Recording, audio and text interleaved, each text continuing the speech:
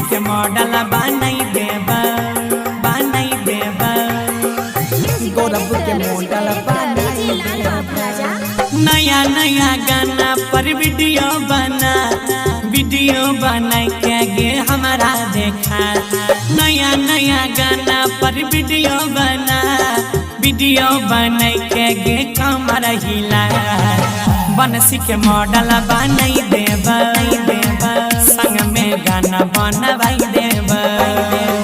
Market में बाजावाई देबा सुन लगे संग में वीडियो बनवाई देबा। नया नया गाना पर वीडियो बना के तनी हमारो देखा। हे गई नया नया गाना पर वीडियो बना के तनी हमारा देखा। गौरव के मॉडल बनाई देबा संग में वीडियो बनवाई देबा। मार्केट में बजावाई देबा गौरव के मॉडल बनाई देबा।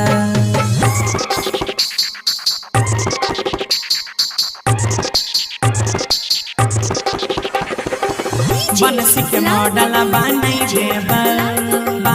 देबा गौरव के मॉडल बनाई देबा।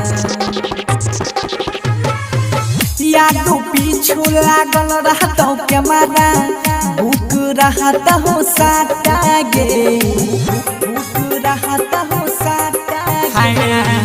बनसी घर में सटल रहबे डार्लिंग बुक रहत साटा गे। स्टेज पर जाके गर्दा रही है पूरे मिथिला में नाम कमाई है। सुपर छौसीन उठा लाली लगा बीट डाके कमर हिला। बनसी के मॉडल बनाई देबा संग में वीडियो बनवाई देबा। गौरव के मॉडल बनाई देबा संग में वीडियो बनवाई देबोगे।